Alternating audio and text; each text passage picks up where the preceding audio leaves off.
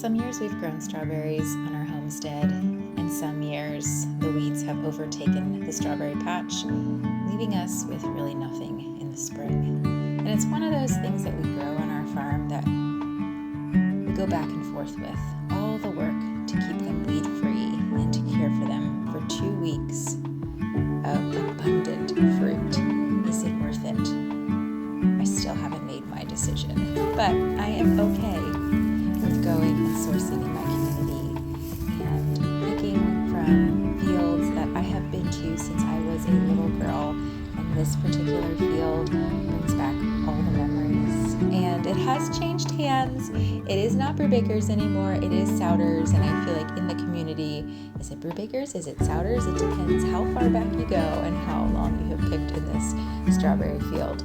But every time I pull in the lane and I go and I take my containers to get them weighed, it brings back all the same feels. And it's just one of those early June activities that I love to do with my girls. And we go picking maybe 3 or 4 times throughout the season until we're completely tired of strawberries and have filled our freezers, even though we know that these strawberries will not last till the end of summer. It is just something I have had to learn to just embrace, because so much of me as a mom wants to store up for winter, but I'm learning that it's okay to store up maybe just for the season and eat fresh in the season and sit on the porch with that cool June breeze blowing and embrace it.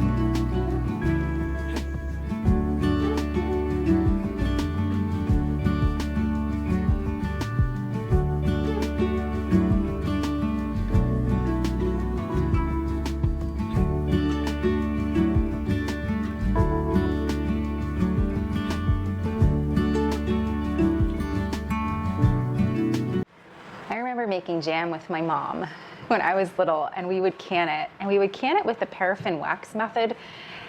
I don't even remember how we did it because I was so little, but when we had our own family, my husband and I started making jam, and I looked for a low sugar option, and the only low sugar option that I found was the Sure Gel in the pink box. I would grab tons of it. 1 box makes 1 batch, and I still didn't understand why I had to add 4 cups of sugar to about 4 to 6 cups of fruit. It still was a lot of sugar, and it was still really sweet, but that's what I made. We actually made 52 pint jars. I had to count it out because my husband loves strawberry jam.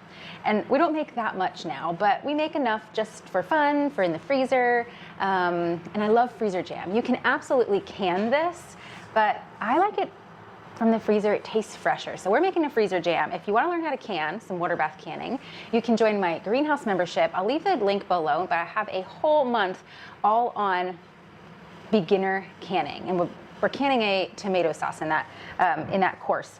But you can still use the same principles for canning strawberry jam. So I came across Pomona's Pectin many years ago, maybe 10, maybe 8, I don't know. But I've been using it ever since. And Pomona's Pectin is a little bit different because I was used to just using 1 box of Sure Gel per batch, and it was just the pectin and the fruit. And I think maybe some water. I don't even remember how to make that kind of jam anymore. But I know it was really confusing for me opening this box and reading the directions, and there's 2 things in this box. One is a calcium packet. You have your directions, and then you have a calcium packet, and you have your pectin packet. This one's open because I needed a little bit more pectin the last time I made jam. And the calcium is actually needed when you're using a very low sugar, no sugar recipe, because the calcium helps bond with the pectin. And this is a natural pectin made with, I believe it's orange rinds, lemon rinds that makes up this pectin. And so the calcium packet that you're going to use actually helps gel the pectin in the jam. It helps your jam to gel. That's a tongue twister. It helps your jam to gel.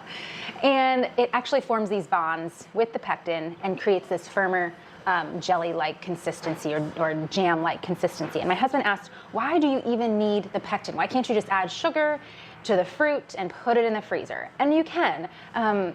My good friend, our good family friends, her mom she always says the tiniest little strawberries at the very end of the season make the best jam, and she picks those, and she said she doesn't even use pectin. She just puts sugar in and lets it cook down on the stove for a very long time.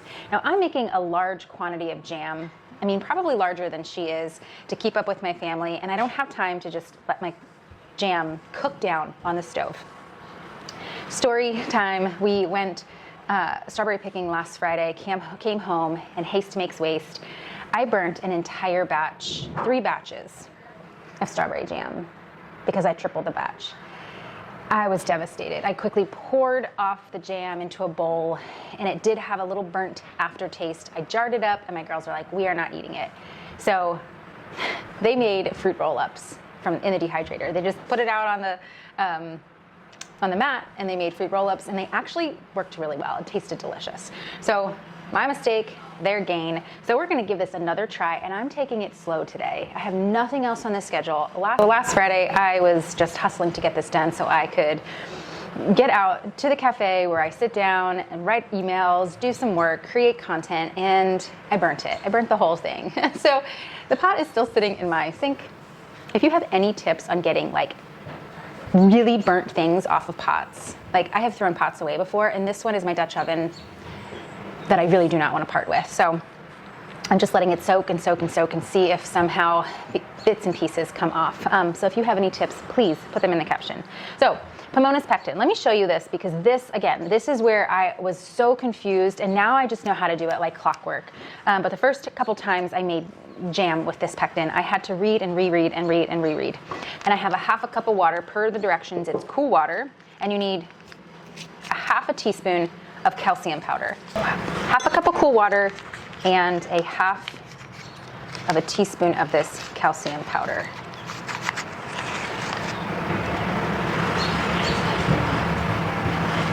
So still measure it out, about a 1/2 teaspoon, that's what's in this packet, and you're gonna give it a stir. Now, you're not gonna use all of this calcium water, and that's okay. This will last. You can put it in a mason jar and put it in the refrigerator, and you can use it for other batches. So if you go strawberry picking, a couple days later, bring home some more strawberries, you can reuse this. And most likely you won't. I don't. And so I always put it in the refrigerator for good measure. It only lasts for about a week or so, and so I put it in just in case. Maybe I'll reuse it or use up whatever is left, and I never do. But I'm just telling you that because that always, again, another thing that confused me. So now I have all my strawberries pureed. So you're gonna prepare your berries. Everything is pretty much the same on that end. Prepare your jars, heat them up, temper them either in water, in some hot water. Sometimes I'll put them in the oven on low and just like in a big bowl and just temper them that way. Right now I'm cooking a chicken, so water it is. So I have all my fruit prepared. It's already blended, and you can double, triple, quadruple this recipe. And now this one box makes up to 22 half-pint jars.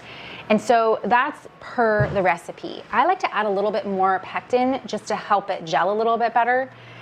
You can add less, you can add more, you can play around with the recipe, but I usually stick to the recipe with just a slight increase of the pectin. Okay, so 4 cups of your pureed fruit. I like to puree my strawberries. I know some people like to leave theirs a little chunky. That's 3 batches. Let's see if I can get one more in here.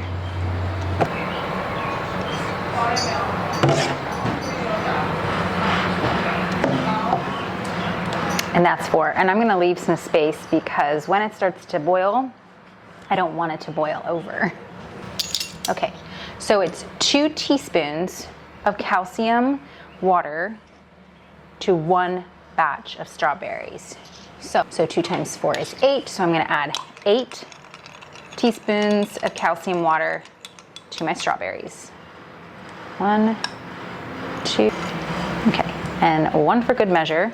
And as you can see, I still have a lot of calcium water left over, but I still do have a bunch of pureed strawberries that I'm gonna do another batch. I might even get 2 batches out of that, but I'm gonna have to dig into another box just for the pectin, because one of these boxes, 1 pectin packet makes 3 batches of strawberry jam. And so I have 4 in here, so I'll have to get some more pectin out of the other box. I give the strawberries and the calcium water a good stir, make sure everything's incorporated. Pomona's Pectin, there is a low sugar option and then there's actually a no sugar option that you can make with either fruit juice or stevia or nothing at all, and you can just use water. This is what I've used. I've never used the no sugar option. My children still like a little bit of sugar, and I've done it with the least amount of sugar before, and it didn't do anything for me. Okay, let's just say that. It just tasted like a frozen strawberry pretty much, which is okay. Maybe you like that. I've used honey before. I love using honey in my jam. We are actually just, we're really low on our honey, and we have not harvested any yet. It's not quite time. So I'm gonna use some cane sugar, and the minimum amount of cane sugar that you can use that the recipe calls for is 3/4 cup. I'm gonna use 1 cup. It's just gonna be simple for me, then I know I have 4 batches, 4 cups of sugar. And again, play around with it. Like I said, we used the least amount, and I didn't prefer it and my children didn't prefer it.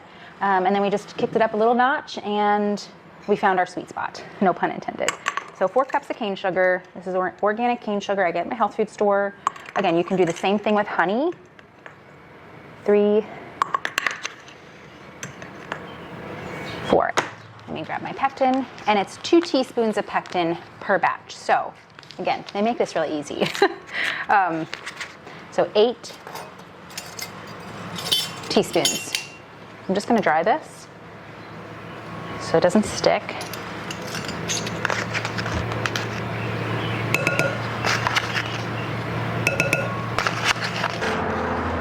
Seven, 8, and 1 more for good measure.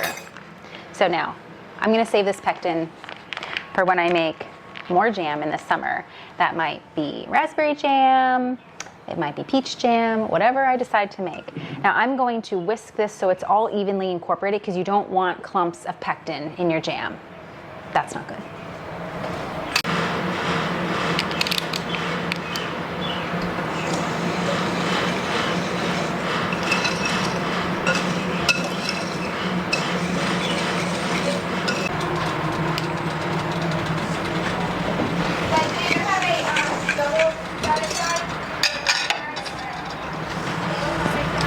Okay, so this is boiling. I call it a swamp boil because it's just like this slow bubble, but it is boiling, and just the key is just keep stirring. Keep stirring and make sure your pot's not too full. I'm hoping this is not too full.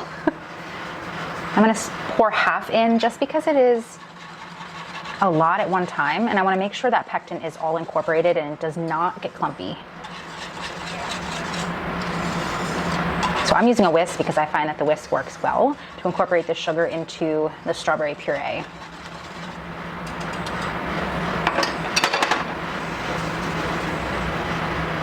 Okay, so this, I'm gonna bring it back to a boil because obviously when you're adding the sugar back in, it's going to cool it down just a tad.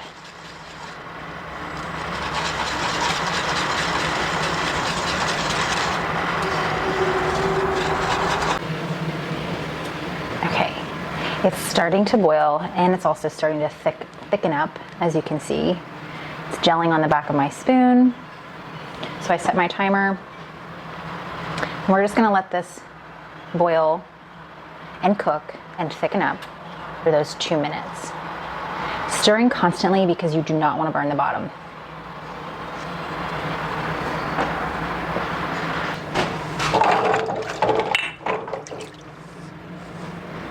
If you're brand new to canning or freezer jam, the reason you want to temper your glass is because you don't want your glasses to break. I have really hot jam here, and if I poured that into just even room temperature jars, there could always be that possibility that they crack. So I just want to temper them. I tempered them in some really hot water in the sink. Now I'm bringing them over and I'm going to fill them.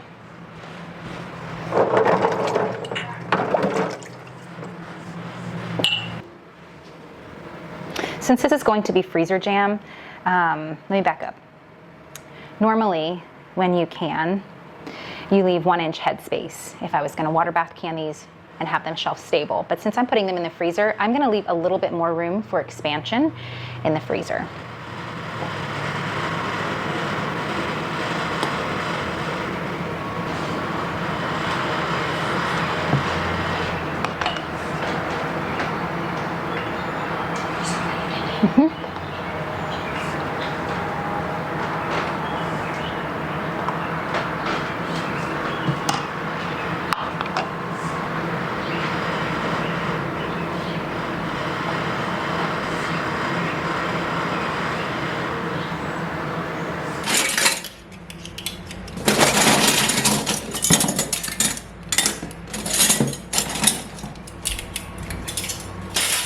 As you can see, I don't have a system for my lids and my rings.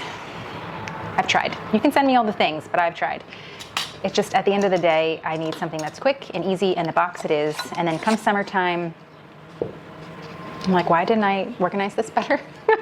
But anyway, so I'm just gonna add spent lids because we're not canning. I'm not even wiping the rim. You can if you want to. And then adding a lid. Now these are gonna sit out for 24 hours. So I'm technically not gonna let them out for 24 hours. I'll let them out till tomorrow morning. So it's 3 o'clock. I'm gonna let them out room temp, and then I'll put them in the freezer. This will just help with cooling down the jam, cooling down the jar so it's ready to go into the freezer, and you're tempering the jars and you're letting that jam gel even more.